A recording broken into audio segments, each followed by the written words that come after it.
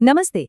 चलिए आज एक ऐसे दौर में चलते हैं जब यूरोप के लिए भारत के मसाले सोने चांदी से भी कई ज्यादा कीमती हुआ करते थे। आज हम उसी कहानी को समझेंगे कि कैसे ये यूरोपीय शक्तियां भारत पहुंची और कैसे इस एक घटना ने इतिहास का पूरा रुख ही मोड़ दिया। तो सबसे पहला और सबसे बड़ा सवाल तो यही है कि आखिर 15वीं सदी में ऐसा क्या हुआ कि यूरोप को भारत की इतनी जरूरत आन पड़ी। मतलब उन्होंने अपनी जान जोखिम में डालकर समंदर के रास्ते खोजना क्यों शुरू कर दिया। देखिए, इसका जवाब सिर्फ एक शब्द में है, व्यापार। हुआ ये था कि भारत से यूरोप तक जो पुराने जमीनी रास्ते थे उन पर तुर्कों और अरब व्यापारियों का कंट्रोल हो गया था। अब इसका नतीजा क्या हुआ? यूरोप में भारत से आने वाले मसाले और दूसरा सामान इतना इतना ज्यादा महंगा हो गया कि आम आदमी के लिए उसे खरीदना नामुमकिन सा था। तो एक नया सीधा समुद्री रास्ता खोजना सिर्फ एक चाहत नहीं बल्कि एक मजबूरी बन चुकी थी। और बस इसी जरूरत ने एक जबरदस्त रेस शुरू कर दी। इस रेस में बाजी तो सबसे पहले पुर्तगालियों ने मारी, लेकिन वो अकेले नहीं थे। जल्द ही डच, अंग्रेज और फ्रांसीसी सब उनके पीछे पीछे इस मैदान में कूद पड़े। तो चलिए इस कहानी की परतों को खोलते हैं। हम सबसे पहले बात करेंगे भारत के लिए इस महादौड़ की, फिर देखेंगे कि पुर्तगालियों का आगमन कैसे हुआ और उनकी वो चालाक नीली जल नीति क्या थी।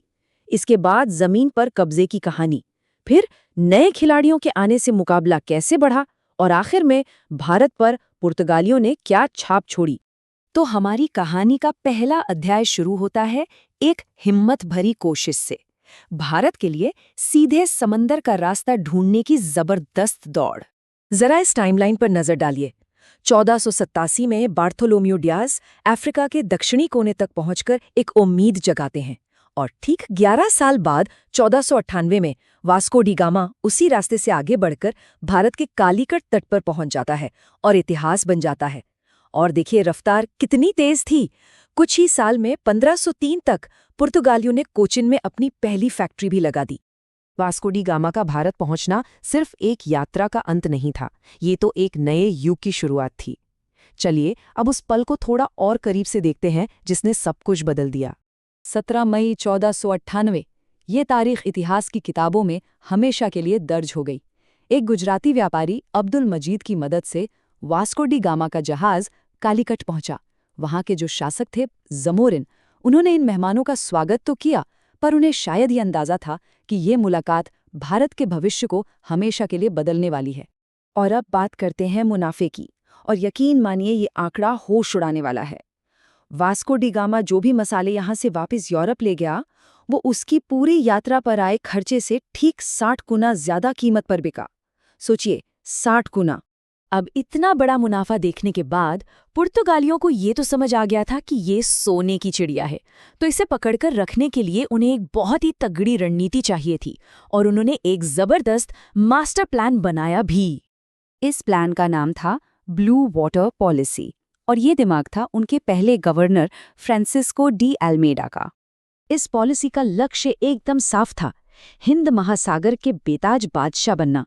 मतलब समंदर के हर रास्ते पर उनका कंट्रोल हो, मसालों के व्यापार पर सिर्फ और सिर्फ उनका हक हो, और जो पुराने खिलाड़ी थे जैसे अरब व्यापारी, उन्हें इस खेल से पूरी तरह बाहर कर दिया जाए। लेकिन जैसा कि होता है, रणनीतियां हमेशा एक जैसी नहीं रहती। सिर्फ समंदर पर राज करना काफी नहीं था। अगला जो पुर्तगाली गवर्नर आया वो एक बिल्कुल ही अलग और कहीं ज्यादा आक्रामक सोच लेकर आया। ये एक बहुत बड़ा शिफ्ट था। आप देखिए, पहले गवर्नर अल्मेडा वो समुद्र के सुल्तान बनना चाहते थे, लेकिन उनके बाद जो आए अफोंसो डी अल्बुकर्क, उनका सपना था जमीन का बादशाह बनना। और सच तो ये है कि अल्बुकर्क की इसी नीति ने, मतलब गोवा, मलक्का और हॉर्मुज जैसे जरूरी ठिकानों को जीतने की नीति ने ही भारत में पुर्तगाली साम्राज्य की असली नींव रखी थी। अब जाहिर है, जब एक खिलाड़ी इतना सफल हो रहा हो तो दूसरों का ध्यान तो जाएगा ही, और जल्द ही इस खेल में नए खिलाड़ी आ गए, जिससे मुकाबला और भी ज्यादा कड़ा हो गया। तो पुर्तगालियों का एक छत्र राज ज्यादा दिन तक नहीं चला। जल्द ही डच, फिर अंग्रेज, डेनिश और फ्रांसीसी सब इस मुनाफे की दौड़ में शामिल हो गए। अब भारत किसी एक यूरोपीय ताकत का मैदान नहीं रहा, बल्कि एक बड़ी जंग का अखाड़ा बन गया था। तो सवाल ये उठता है कि सदियों तक यहाँ रहने के बाद आखिर पुर्तगालियों ने भारत पर अपनी क्या छाप छोड़ी, क्या कोई असर हुआ? उनकी विरासत काफी बड़ी है। आज हम जो तंबाकू, आलू, काजू, अनानास खाते हैं, ये सब उन्हीं की देन है। और सिर्फ यही नहीं, भारत में पहला प्रिंटिंग प्रेस 1556 में गोवा में उन्होंने ही शुरू किया था।